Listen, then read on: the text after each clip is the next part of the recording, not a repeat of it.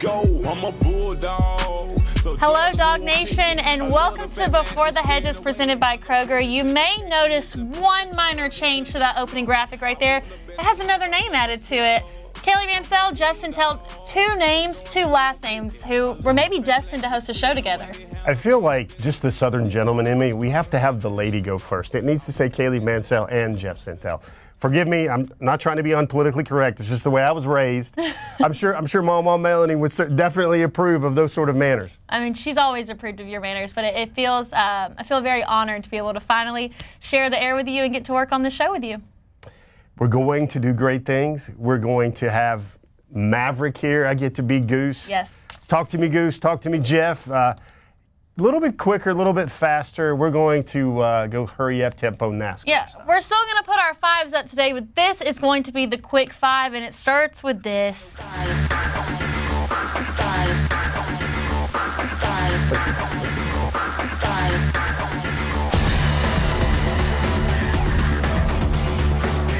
feel like I'm at a rave right now, holding my fives, my hands up. All right, this is the quick five, and it starts with this.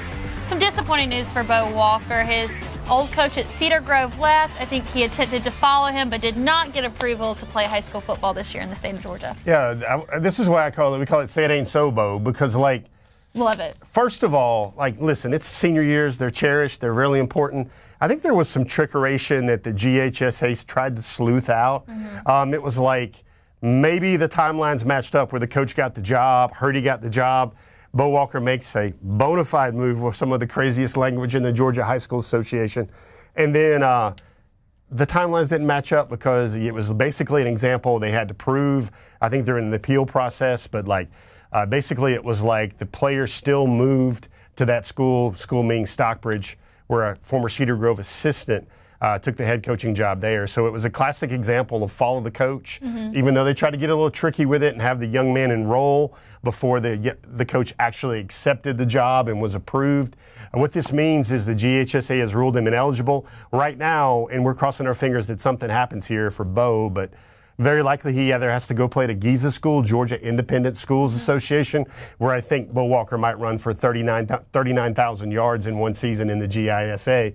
But and then also maybe there's an out-of-state school like an IMG Academy or a private school or something like that. And I hate that because, I mean, the last game Bo Walker played in high school was the state championship for Cedar Grove. And now he might not even get a senior year. Mm-hmm. Well, we wish nothing but the best for Bo Walker. Hope he's going to get to play a senior season of high school football. But let's talk about another Georgia commit with some better news. 5-star breakout, Elyiss Williams of Camden County, one of the Super 11 members. I think that this could be a big year for Elyiss Williams. Kaylee, I think people are, the word is sleeping, it's overused, but I think people look at Elyiss and they think, oh, tight end. You should look at Elyiss as the most dynamic offensive weapon potentially in this class, along with Talon Taylor, because he was in a wing T offense. So he starts out, now reports will vary, you see the clips right here, but he either had 2 or 3 touchdown catches in this game against rival Brunswick, but it evolved to the point there with Elyiss where, like, this might be a year, Kaylee, where he has 15 touchdown catches. He might go, if there was such a thing as fantasy football, DawgNation High School Edition, you would want Elyiss Williams in the first round because really he's a big ex-receiver. He's the type of guy, like we've said it before, look at this. He just goes up and humbles the young man. He mossed the young man right there. Elyiss Williams is 6'7", and he's basically going to get flanked out wide, play a lot of receiver for Camden County. And he is an all-state, 3-time all-state basketball player, the number 1 tight end in the country. And that's just unfair, Kaylee. Like, look at that. That's somebody's children out there. He is going to romp around and score and score and score. So unofficial tally was like 5 catches, 77 yards, either 2 or 3 touchdowns there for Camden. And the word is dynamic. Mm-hmm. Camden County made a deep run in the playoffs last year, too, and now that they've given Elyiss Williams the opportunity to have the ball a little bit more, I expect to see the same out of them this year. This would be a classic Dawg off of his chain season there for Elyiss. Didn't get a lot of touches last year. This is Wing T, Jeff Herron, Camden County, and now they're going to spread them out. They got a new coach from Florida, and I think Elyiss Williams, like, I could have one of those C.J. Wiley type seasons. Now, I'm not talking about like 1,500 yards, but I am talking like 12, 13 touchdown catches because the other had 2 or 3 in the first game. So let's talk about a potential Dawg here. North Atlanta edge Chase Linton decommits from Rutgers. 247 has him crystal balled at 100% Georgia. What's the Sentell's intel on that? So, Chase he loved Georgia growing up, obviously. And, there's the little things you learn from talking to Chase. And Chase and I were talking about basically his favorite pregame song he likes to listen to. And he was like, you got to love this, Kaylee. It was Can You Stand the Rain by New Edition. Have we ever heard of a football player talk about Can You Stand the Rain? And I was like, well, it won't rain a lot in Athens. And he just basically shared a nugget. He's like, yeah, I don't like playing in the cold. I don't like playing in the rain. And, obviously Rutgers, cold and rain. He says he's going to take a month. I don't think it will take this long. He told me that he will be in the bins for Georgia versus Clemson. I think he's going to take an early official visit to Georgia. But there's a lot of schools that are in there on Chase right now. And North Atlanta High School, Georgia offered him. Georgia has now prioritized him as a recruit. And this is a thing that I think bodes very positive for Georgia in the class of 2025. So if I had a nickel for every time we're going to mention Georgia and Rutgers in the show today, I would only have 10 cents, but that still feels like a lot when you look at history. Not two schools that ideally go after the same guys. Now, Braxton Kyle, still a Rutgers commit, but just picked up an offer from Georgia. You mentioned to me earlier, now that we have the scholarships moved up to 105, this is where commitments from these two likely come into play, guys that typically wouldn't be offered by the school, but now there's more room to go out and get guys like this. I think that's a good way to look at it, Kaylee. Like I've got an unofficial theory here about guys like Linton and Kyle. And when Georgia was only signing like 26 guys a class, and they could only get to 85, that was a hard number. And Georgia had to be really stingy with those last few scholarships. Well, now the way everybody's interpreting the 85 is you see Big Brax right there at North Gwinnett. The interpretation now is you're going to lose your walk-on. So that roster spot, 85 to 105, becomes very valuable. And I think what you're seeing now with some of Georgia's offers, I mean, they've offered some Boston College commitments, some Virginia commitments. And those are prospects that will play great football in college one day. It might take them a year or two to see the field at Georgia, and that's why they couldn't bring them in. But now with the 105 and the expanded, you've got a guy like Braxton Kyle, another guy that grew up, Dream School, Georgia. We'll have more on him later in the show, but all of a sudden, this is very intriguing for a guy like Braxton Kyle. And Braxton has had an amazing week this week. He's gotten an offer from Texas. He's gotten an offer from South Carolina. Georgia showed up as well. He had a great game in the Corky Kell at the Dome, and he had a 12-sack season a year ago, and I think he'll be a lot better in 2024. Yeah, I feel like with recruits now, there's a certain list of priorities that they're going after. NIL might be number one, but one that we still hear a lot about is NFL development. How much can you develop me before I get to the NFL? And D'Amico Ryans from the Texans not only spoke about the abilities of Kamari Lassiter and how ready he is, but the Georgia football program as a whole. Here's D'Amico Ryans on that. For Kamari, you can tell like he's built for this. Like when it comes to the mental toughness piece that plays a lot into being a good football player at this level. Like you have to be mentally tough. You have to have that next play mentality. And at Georgia, Kirby's done a great job. You can tell of raising them the right way, of having those guys. Kirby's done a great job with all of his guys, having those guys NFL ready to go. And that's one thing you see from Georgia, like year after year since he's been there, right? Those guys are plug and play type players, and it's a credit to him and his program and how they run things there. You get a Georgia guy, you're getting an NFL player. Jeff, if I'm a recruit, I hear two things out of that. NFL ready, plug and play. If I hear that about a program, I'm locked. I would tell you what, those folks in Athens know what they're doing with recruiting, but if they want to be smart and even savvier, they need to have that thing playing on a loop on official visits, because this is what they say, Kaylee, NFL stamped. That's D'Amico Ryans, the guy played at Bama, and he said, a lot of times this show, Kaylee, is about recruiting. But we don't talk enough about developing. And what Georgia's doing is they're bringing in those guys. They're bringing in those dudes. But they're processing them up to the NFL. The process is not a bad word when you pipeline them to the NFL. And you've got there D'Amico Ryans basically giving the strongest possible endorsement an NFL coach can say about Georgia's NFL development. Yeah, as the season goes on, we're going to hear a lot of the players talk about those bloody Tuesdays, how tough fall camp is. But you see that video right there, and you know that it's all paying off. I mean, it is crazy how you're seeing this. And and like I said, like we were before the hedges. If we had an after the hedges type show, Kaylee, where we talked about the Georgia Bulldogs and what they're doing each week in the NFL, that's going to be a very busy show right now. And you look at that, and the one thing recruits always come to this conclusion: all things being equal, where do I need to go? Well, that is unequal right now. You can talk about maybe Georgia probably could have won 1 or 2 more national championships already in the Kirby Smart era. You cannot in any way chop up their development and say that Georgia isn't putting players in the league. They set the NFL record with 15 draft picks after the 2021 national championship season and the 2022 NFL draft. Little whispers like Varys in the Game of Thrones franchise you and I both love. Oh, yeah. Little whispers say Georgia should. I think there's even ESPN projections out that say Georgia should have more guys taken in the next NFL draft, the 2025 NFL draft. They could reset their own record.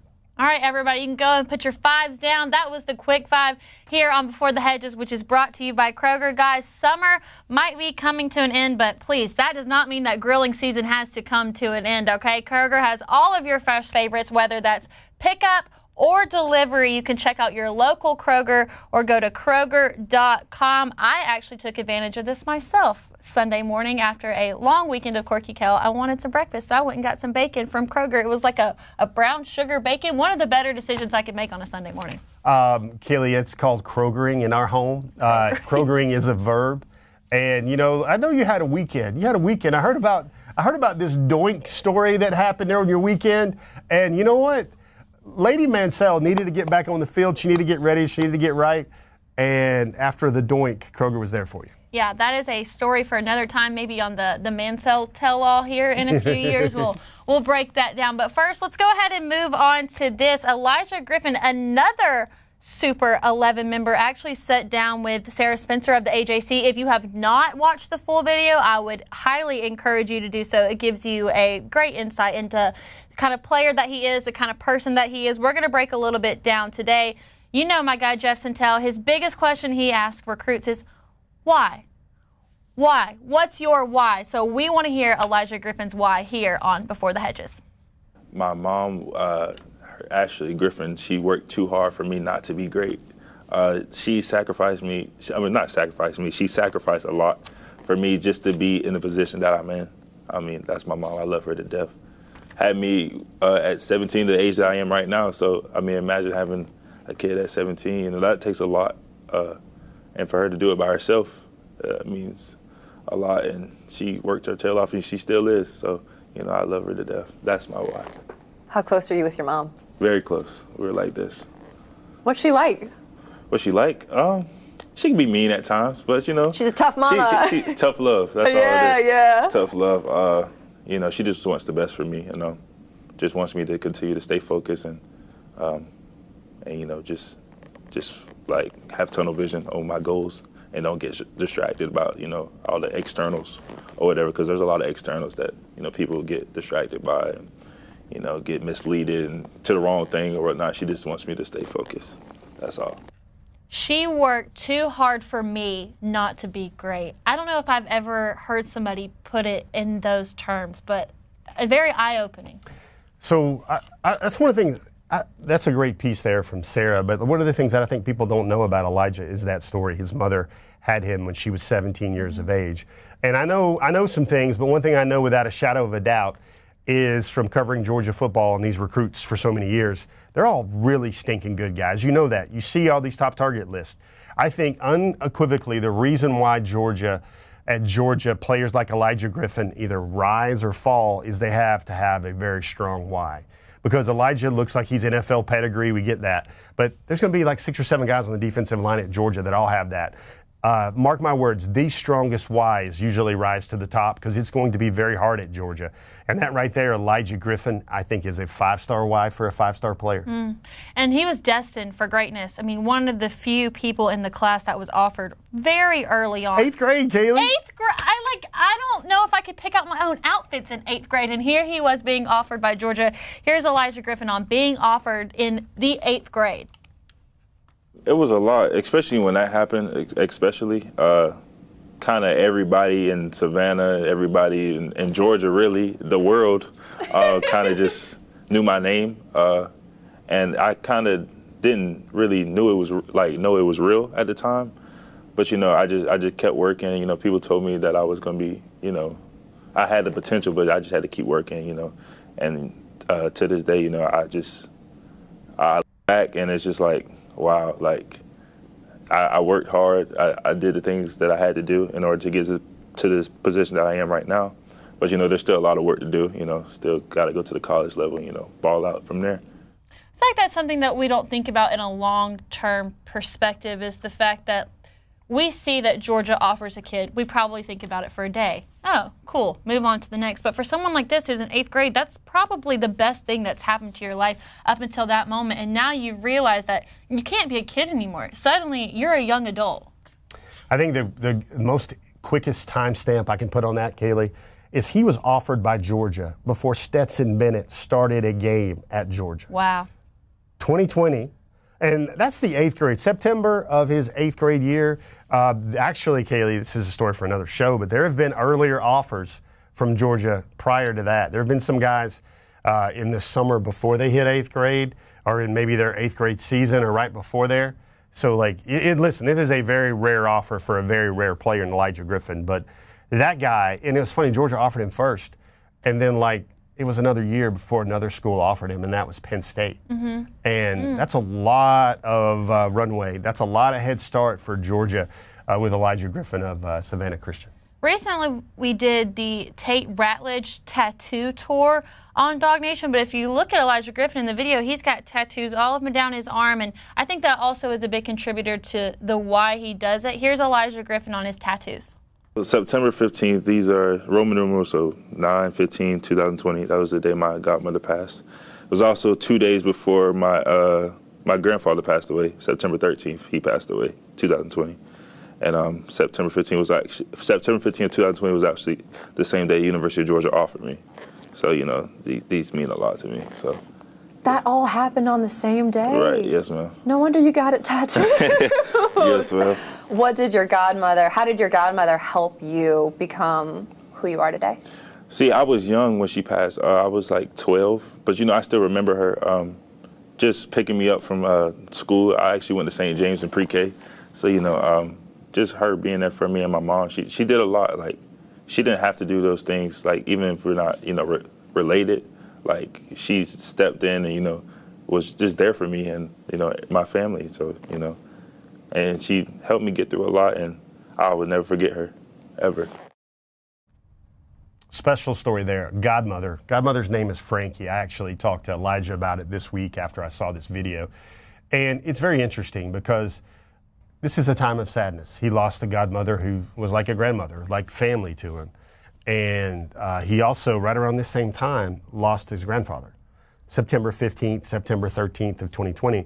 But then on that same September 15th day, he associates hope and positivity, and I guess just some good news and some joy around those two tragic things. And that's why he told Sarah, he said he'll never forget the day he got that offer from Georgia because it was the same day he lost his grandmother.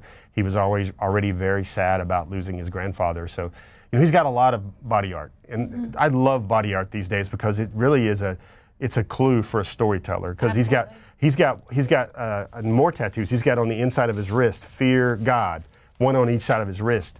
And it's amazing how Elijah, this is a very tragic point in his upbringing in his childhood, but his offer from the University of Georgia kind of made the rain go away for a little bit there, and that was really cool to hear. Well, 5-star defensive lineman Elijah Griffin, time is ticking for him. He's going to make a decision at some point this fall. Sarah asked him, what's it going to take for you to decide on the school? Here's Elijah Griffin on picking a school. Like I said, going back down to relationships. Yeah. I feel like that's key. And, just picking a school that's just not, obviously I want to go to a school that's great at football and, a winning program. But, I want to go somewhere that I can, explore my opportunities and, build my brand or whatever that may be outside of football, whatever that may be. I think based on the clips that we heard before this, the relationship with his mom, his godmother, his grandparents, it makes total sense to me that the first thing that he says when she asks that question is, for me, it's all about relationships. You can see that personal relationships are very important to him through what he says and his tattoos. So I'm not surprised at all that that's the first thing he lists when picking a school.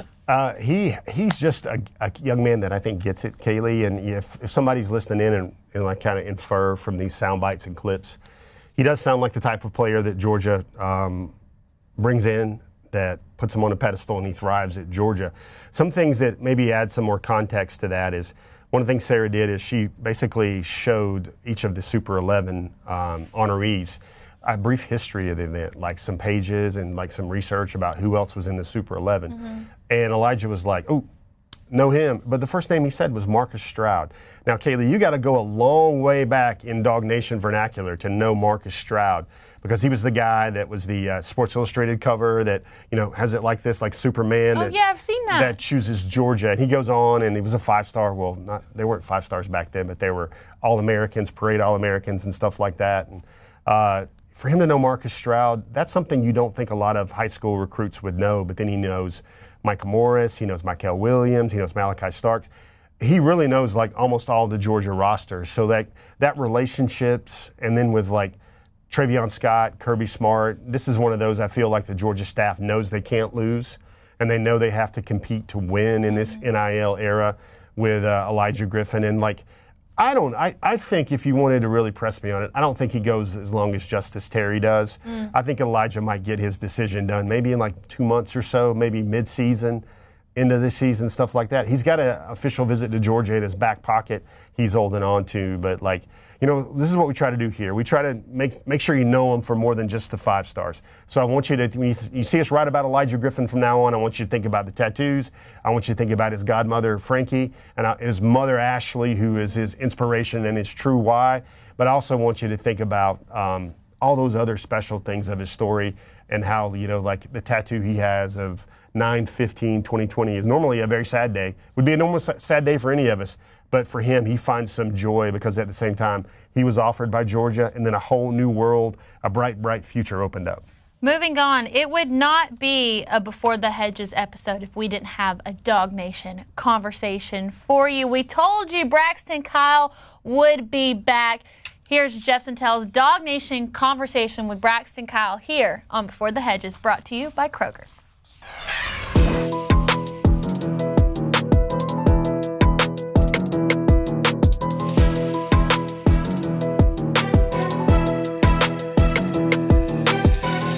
Well, Georgia Coach Scott, he said he sees me like I can even play end at UGA, and I was like, man, at my size, that's kind of impressive. 6'3", 315, right? Yeah. Have you had a growth spurt, weight spurt? Like, where are you at physically compared to last year? Physically compared to last year, a lot stronger. I say a lot faster too. And got more stamina.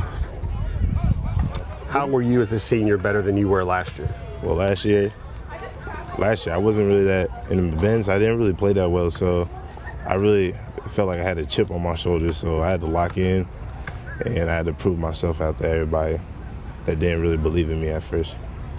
Why do you play this great game? Well, I play this game because I love it. Like I'll die for this game. So it's just, I just deal with it, suck it up, and just do whatever, because I know Coach wants me to get better. So I have so much trust in him. What do you like best about football? Hitting people. Hitting people? Yeah. Braxton, what's the status of everything right now? Are you happy, cozy with Rutgers? Are you looking? Are you evaluating? How would you describe it? Yeah, I like Rutgers. But it's nice seeing all these other schools, like these big schools, coming to see me and saying that they like my game. What is Georgia seeing you? Why, and I guess how hard are they coming for you? They're coming for me pretty hard. After that one, they had one player that decommitted D-tackle, and so they see I can be a good fit for their team. What do you like best about Georgia? Like, what gives them? Why are you considering them, even though you're committed? Because I'm a kid from Georgia, very much. Was that the team you rooted for growing up? Was that your school? Yeah, that was the school I was rooting for. Did you have to earn the offer over the summer, like a camp? Oh yeah, I went to the camp last year. Did really good. Went to the camp this year, did really good. Then they gave me the offer. Are you going to visit? Are you going to give them a visit? Like what? Are you going to? I saw Texas just offered as well. Like, are you going to go continue to look at those schools, or where? How would you describe that? Because it's different for everybody. I'm not sure. I'm not sure right now, but never know what can happen in the future. Chase told me he wanted to have his stuff figured out in a month because he just focuses better that way. Like, what about you? Have you got any mindset like that at all? Yeah, I would say that's my mindset right now. But it's nice getting all these other offers, but Rutgers, they saw me from the beginning when I wasn't really as highly recruited. So I'm going to just take it slow right now. Is that out of respect for Rutgers, or is that also like they wanted me first before my stock went up? I'd say respect for Rutgers. I got a whole lot of respect for them. What do you like when people watch you play? What do you want people to pick up about the way you play this game? I'm a physical person, and I'm just dominant. I just want people to see that I'm dominant. I can take over the game and snap of your fingers, take over. And what's the main message you hear from Coach Scott about why he wants you? He said I'm well developed. He said he was watching me over my few years of me being in high school, and he said he's seen me improve over the years. Awesome. Braxton Kyle, man, hey, busy man, spending a lot of time thinking about a lot of things. I guess what this feels like to you is you're going to go see some schools over the next month and then decide from there? Is there a working plan, or does that seem like the right way for you?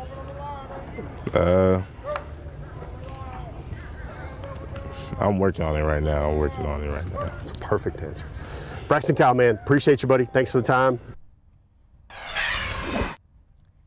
One word, cautious. Very, very cautious. What did you make of it? I think he's just a nice kid. Yeah. And like, he told me he wants to go into sports broadcasting after his time in the game is up. Hopefully that's like 20 years from now or something like that.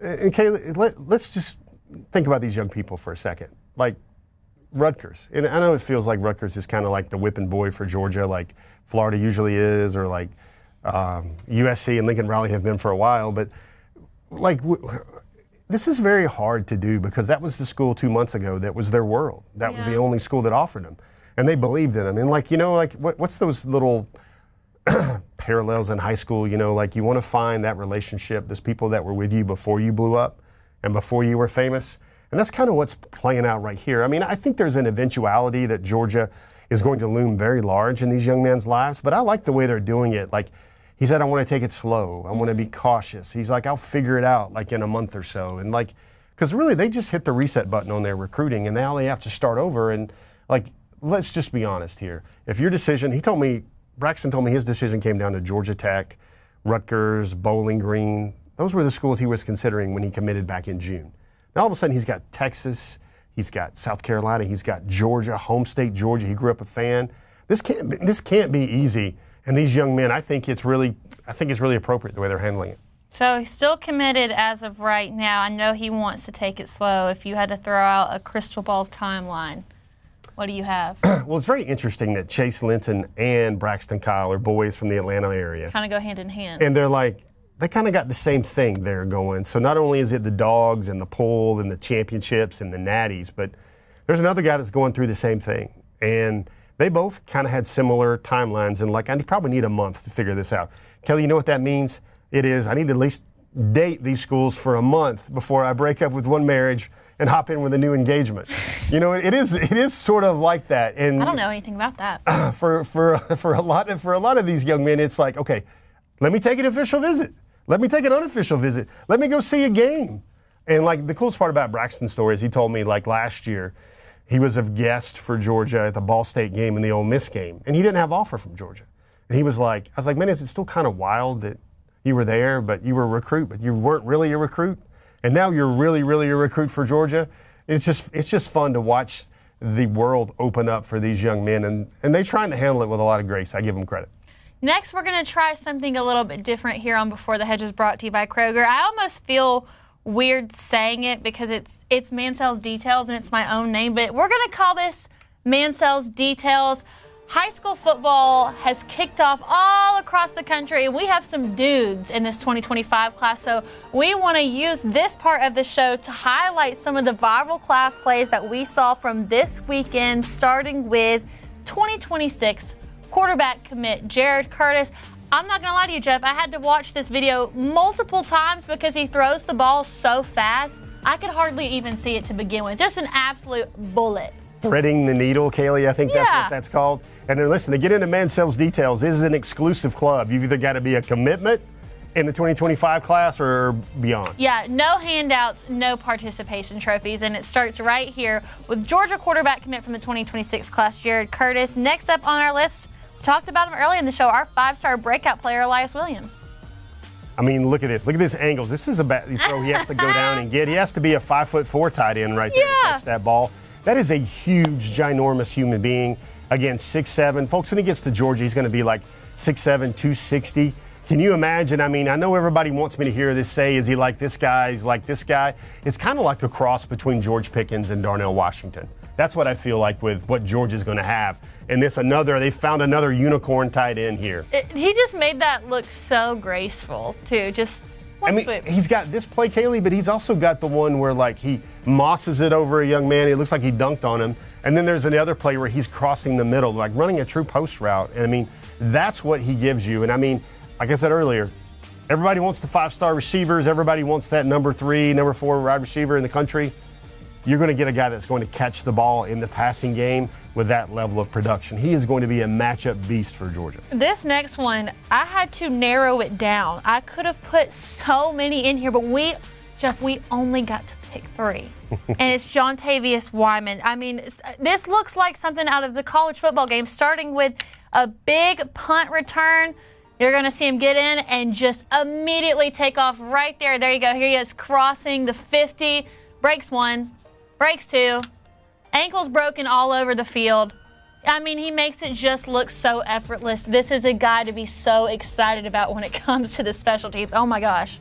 So when I watch these clips with kind of a trained eye, like really sticks out to me is a guy like Jontavius is like, he's good and he's going to make the play probably to right here. The difference to me in terms of a Georgia guy is making that guy miss and then finding the end zone. I mean, listen, Kaylee, it's a very, very short list, but he is destined to be the best Jontavius in Georgia football history. Hey, special teams, special plays, special players. Gotta love it. And then yet again, we have another Jontavius Wyman clip.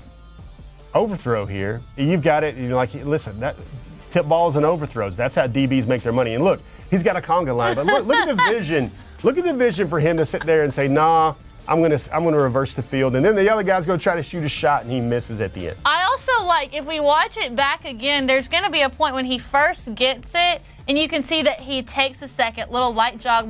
Let me see the field, let me see my options, and then take off. That's high football IQ to me. Kaylee, when they say the game slows down, that's what it looks like. That's a visual representation of the game slowing down, where he's like, no, I do not need to go Mach 10 with my hair on fire right here. Also, an over-the-shoulder catch. Yeah. That receiver's like, oh my gosh, maybe the receiver needs to show a little bit more pursuit backside. But again, great vision, cutting across the grain. And again, I feel sorry for this guy that's like, let me try and get this guy tackled on the tube. And he's like, nope, not happening. And just when you thought it couldn't get any better, we've got one more Jontavius Wyman clip for you.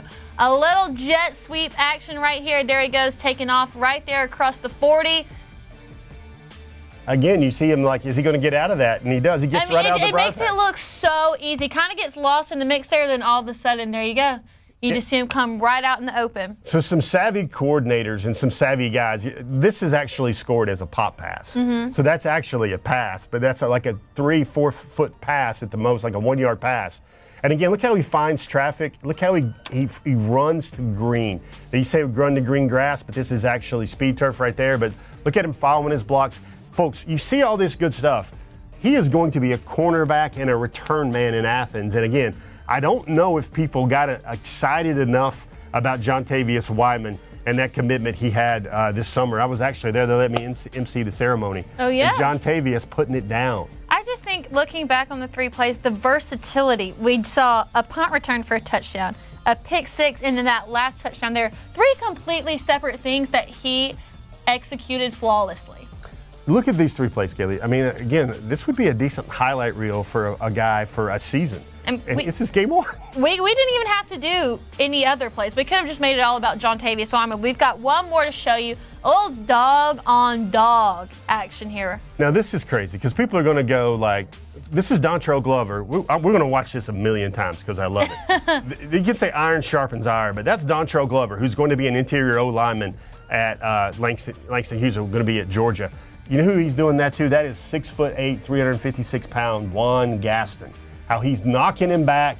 He's making the tackle for loss. Folks, Dontrell Glover is not a defensive lineman. He is an interior offensive lineman. He's probably bench pressing about 500 pounds right now, a Prius and a Yaris right now. And again, this is like one of the more underrated recruits in this class in 2025. Langston Hughes feels like this guy is as good as anybody they've sent off to college football. That's Bo Hughley that's running 2s right now at Georgia at left tackle. That's Aaron Nolan at Ohio State.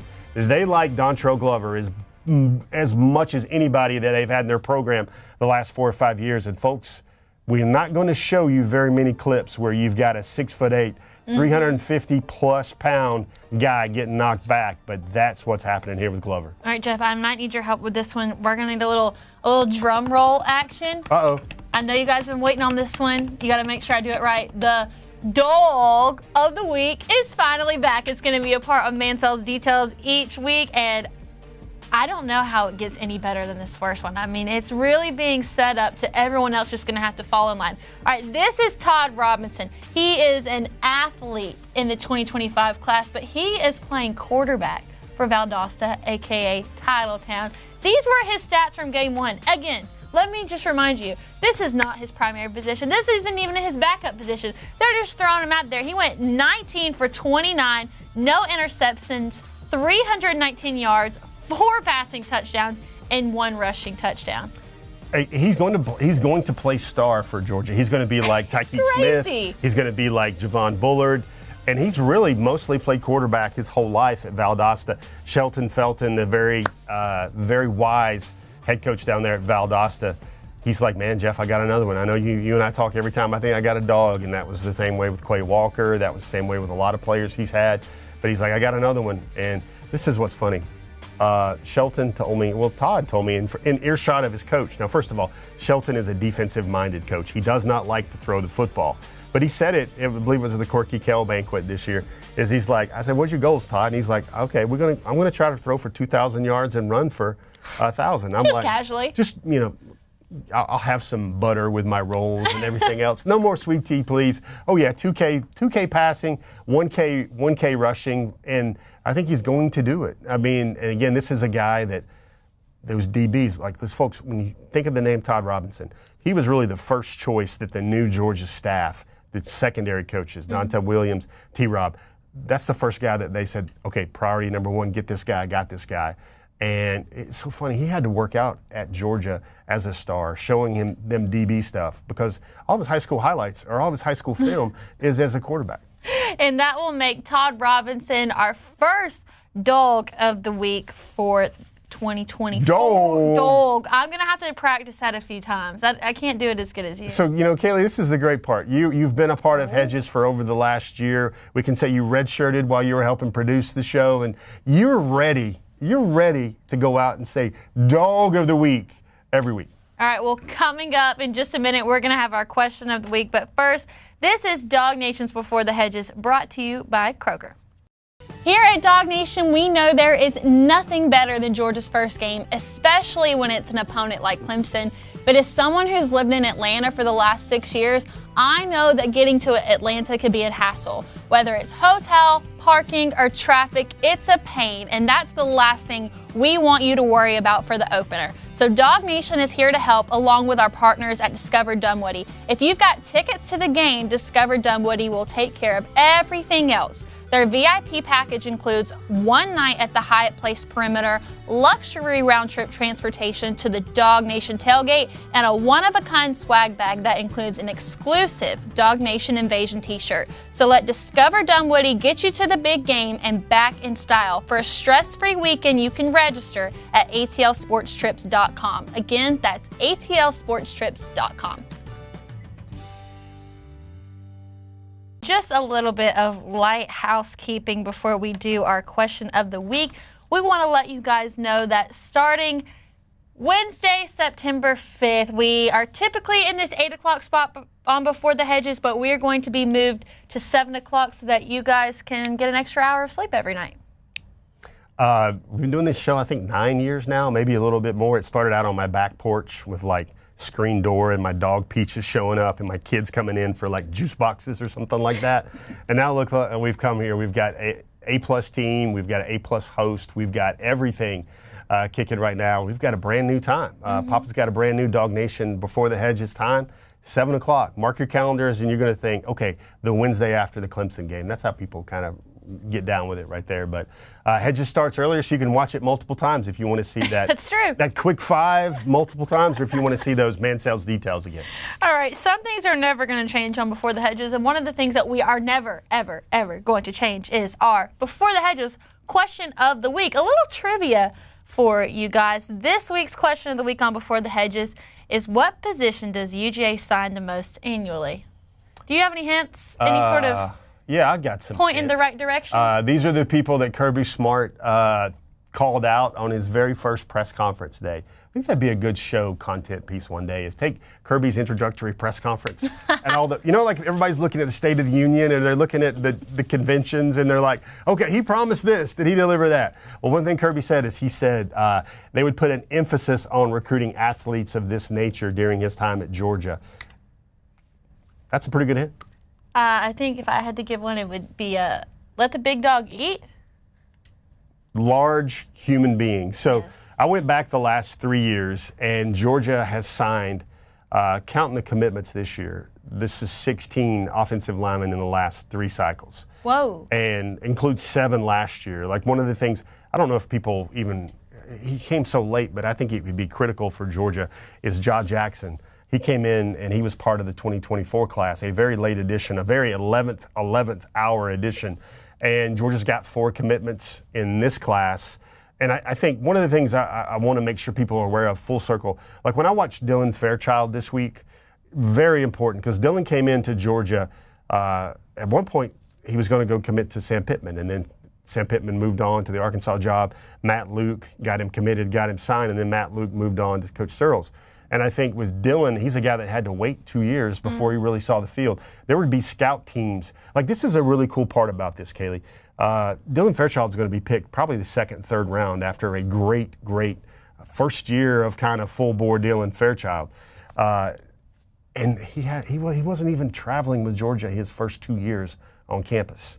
And you look at him now, and like, to me, the most, I have an internal list that I say of which Georgia players are the most likely that you'd want walking with you as your wingman down a dark alley. The O-line? Yeah, I think Dylan Fairchild is one of those guys that I would be like, if everybody on the Georgia team, and these are grown men, but probably one of the most intimidating grown men of all the grown men might be a guy like Dylan Fairchild. And that's a guy that, again, Georgia prioritizes these guys, and they have to wait and grow on the vine.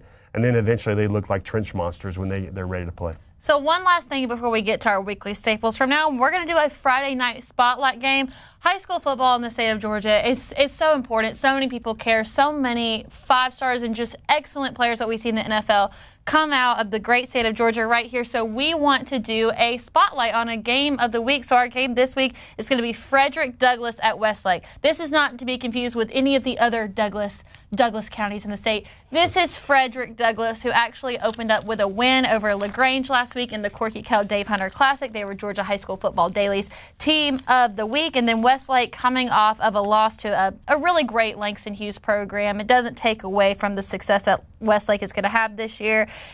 And the loss came despite 221 yards from Travis Smith Jr., but of course, Juan Gaston, also a member of that Westlake team. They are going to play Friday night, and I think this matchup is interesting because a lot of talent, but a big classification difference. Frederick Douglass being that 3A classification, Westlake being 6A. It really comes down to the talent on the field and not the numbers. So it's one of only 2 times this year where currently a Georgia commit will face a team that's led by another Georgia commit. Ironically, Westlake was that same school last week. Juan Gaston here, you saw the highlight there with Donnie Glover at Langston Hughes. And, the numbers actually, I guess they did some bookkeeping on Travis Smith, and his numbers went up to 9 catches, 257 yards. Wow. For the future Tennessee Vol right there. But, those games that are on my calendar, that are on my mind to go check out, you've got a rare occurrence of a Georgia commit taking on another Georgia commit this Friday night between Douglass and Westlake. All right, now it is time for our weekly staples. What did you call it this week? I called it, what did I call it? I called it Maverick and Goose, I think. The Goose, okay, that makes sense. It's the Maverick and Goose, just iconic duos. That's what we got in store for you this week, starting with your offensive class breakdown. Yeah, so not a lot of changes here. We've had some rankings updates over the last couple weeks with all the national services. Can't help but feel sad there about Bo Walker. If you saw the quick 5 earlier in this program, you know why. Ryan Montgomery, the quarterback QB1 of this class, he didn't play last week. He'll get his first varsity action this week. Thomas Blacksher didn't play much last week at all. You've got Tyler Williams, Landon Roldan, who had a great game last week in the Hog Bowl. Tipped the ball to himself for a touchdown. Yeah, and again, this guy is going to give up, like, the Georgia evaluation gene matrix right there for those that are kind of following the college football game right now. There's a tree in terms of a tier skill that needs to be evaluation. You've been informed about Elyiss Williams pretty capably today. Juan Gaston Jr., Dontrell Glover.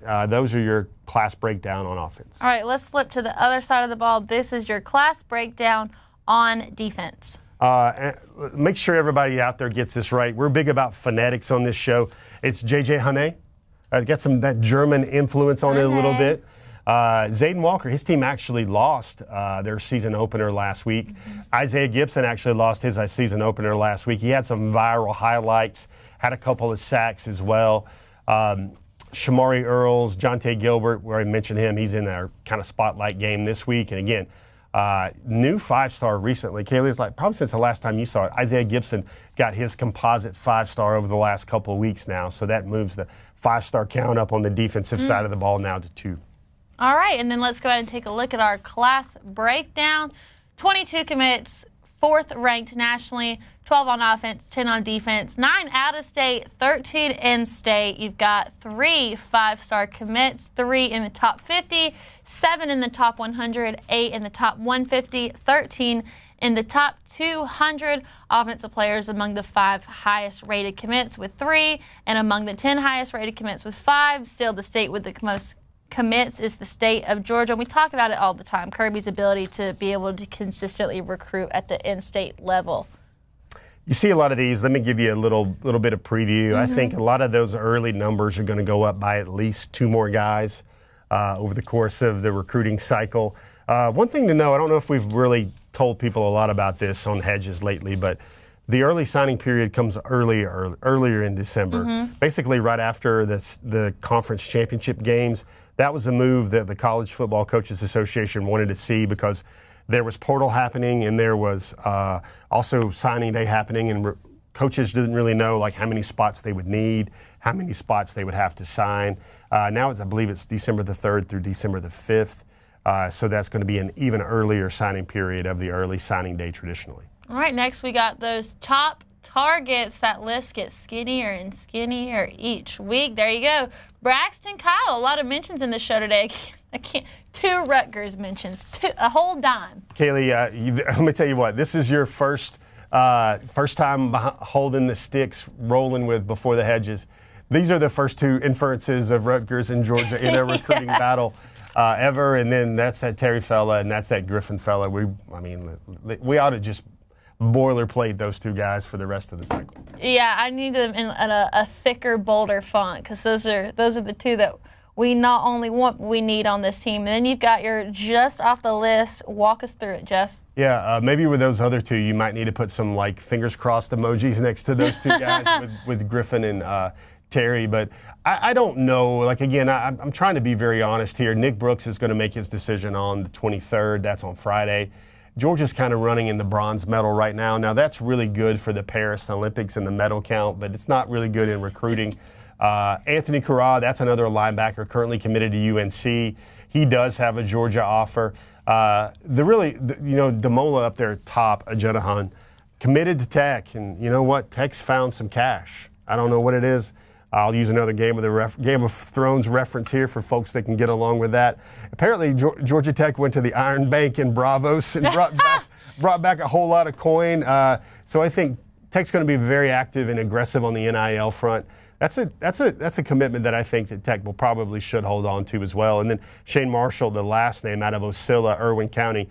Georgia's kind of keeping the fires burning right there. He doesn't actually have an offer from Georgia yet, but that's one of those things. I think one of the most curious questions remaining for the 2025 cycle is they've got Bo Walker. Do they go get another running back? See, Usmani, Big Us Chroma, is not there because I think there's a couple of schools that have a better chance of landing the commitment from Usmani right now than Georgia. All right, we've got one more page on just off the list here. Jerome Miles. This is a guy, now this is interesting because he was like that hot name to think about like 2 or 3 weeks ago. He's in Utah. And he's never visited Georgia, and he's decided he's going to make his commitment a little bit earlier in his senior season, and that's going to be before he can really get out to an official visit to Georgia, maybe for like the Tennessee game later in the year. So I don't know if Georgia's chances are with Jerome are as good as they were a couple weeks ago. And then a JUCO defensive tackle. I mean, these are all collaterals. I remember we said earlier about the 105. The Christian Garrett reopening his recruitment, and Christian Garrett, really talented player at Prince Avenue. I believe he has Tech and Tennessee as kind of his final group there. Georgia didn't even make the re-racked Final Three.